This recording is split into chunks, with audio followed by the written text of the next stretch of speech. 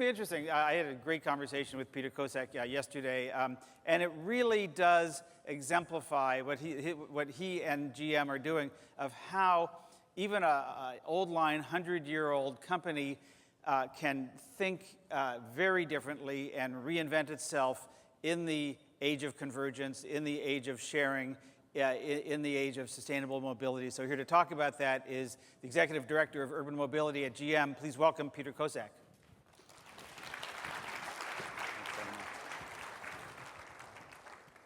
I'm watching this unfold, and I'm thinking this is even worse than following the guy from the Bronx yesterday.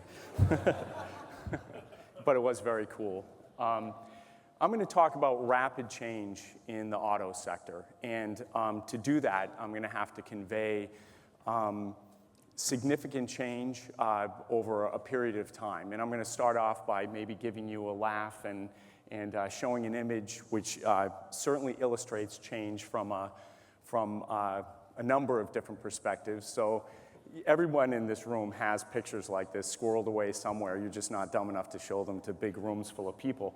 But this is in the mid-1980s, and that's me with my 80s afro and my angry youth fist and my BMW T-shirt and my, I think it was a 72 MGB.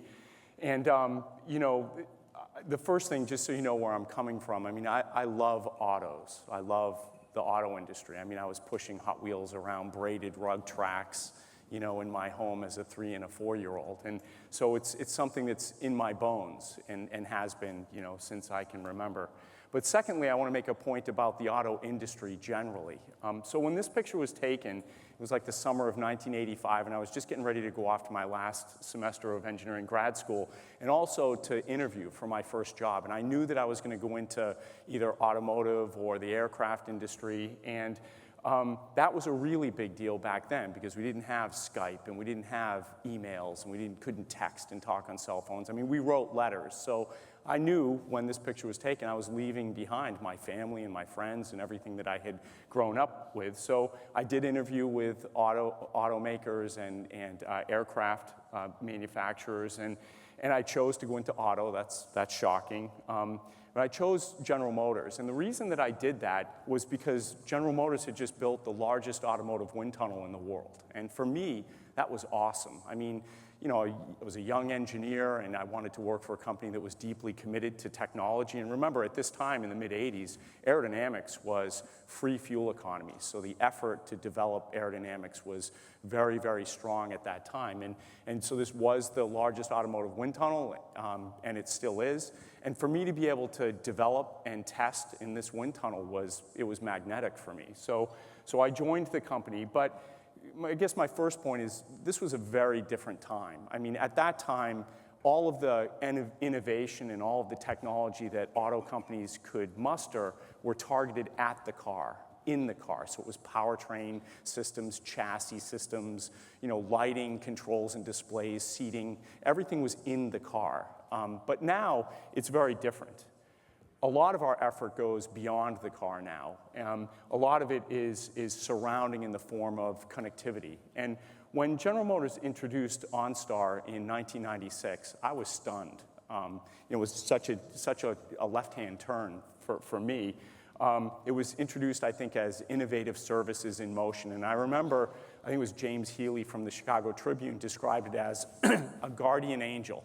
And that's really what it was. You know, a cornerstone of OnStar has been and continues to be safety. That's a big, so don't drive crazy and all that stuff. And it still is. And you know, originally it was airbag deployment notification and unlocking doors and that kind of thing.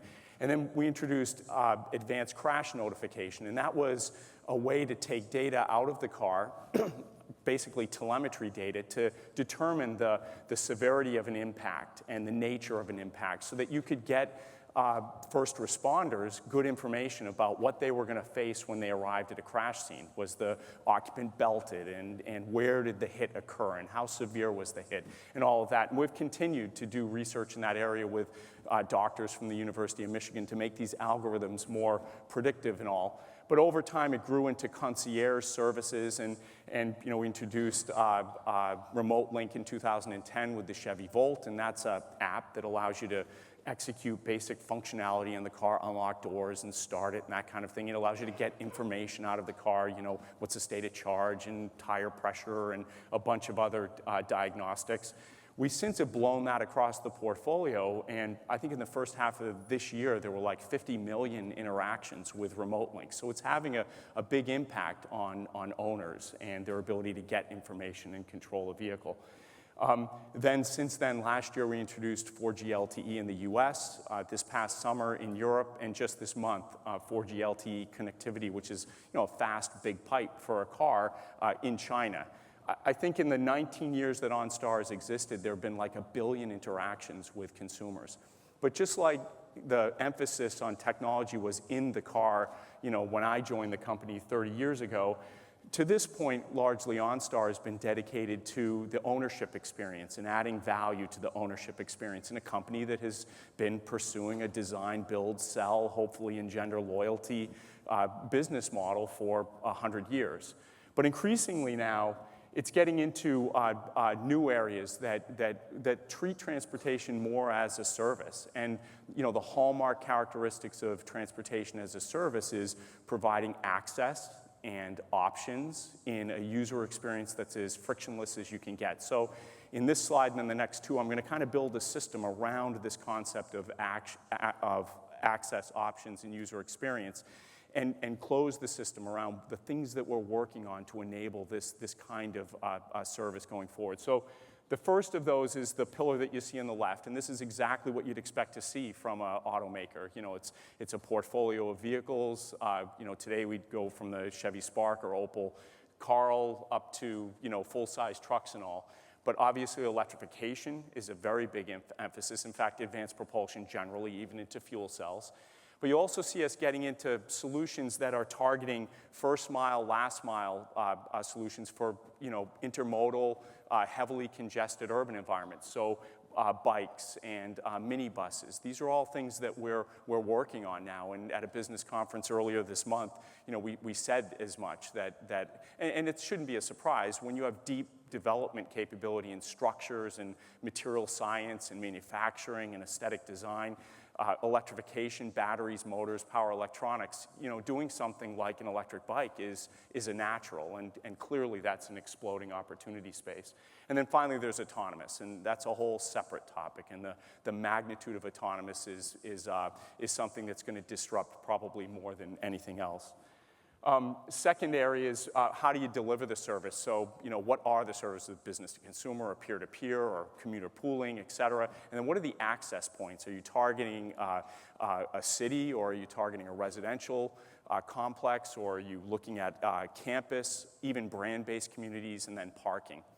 Then what closes the loop, and this is really, I think, where the revolution is occurring, are all the things that enable a shared use experience that essentially feels like ownership. If you can make it seamless, and if you can make it convenient, and if you can make it without question reliable, these are the kinds of things that are going to unlock the potential of sharing and make sharing something that more and more people will want to do. So these are apps that allow you to access vehicles without keys, and things that allow you to drive and get information without having to stare at your smartphone.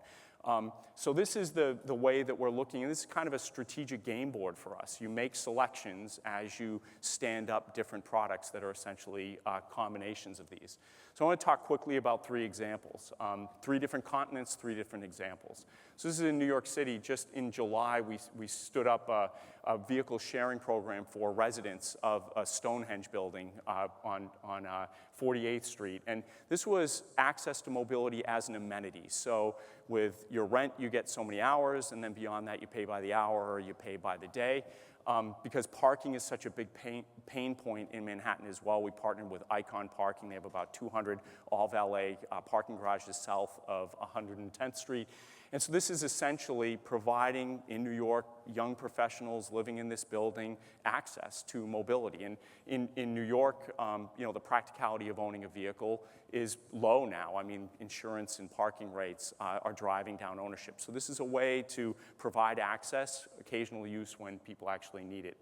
Second project is in Germany, in the Frankfurt area of Germany. This is called Car Unity, and the innovation here is that we've combined with Opel dealers, actually Opel rent dealers, so their vehicles are on the platform as well. They have demonstrators and service loan vehicles and all. So that creates critical mass overall, and that's what you need to have in a peer-to-peer network for it to be actually reliable. And then the last example is in China on the campus of Jiaotong University. We've developed a small fleet of what we call NV 2.0s. They're electric vehicles, and in this case, it's more looking at the form factor and whether or not people like this kind of transportation. Is it something that people want to use? And we're looking at trip patterns, and it's actually become a very interesting project for us overall. So I guess in summary, I think in the last 30 years, I've never seen a more disruptive time. There has been disruption. You know, architectures have changed, and powertrains have changed, and you know, the industry has always had a lot of innovation and a lot of innovative spirit. But I think now is different, and it's really around the car. But I think with assets like OnStar and a large dealer network and the ability to fuse together the vehicle and personal devices and IT to create frictionless user experiences in sharing, I like our odds overall. So thanks very much for your time. Thank you, Peter.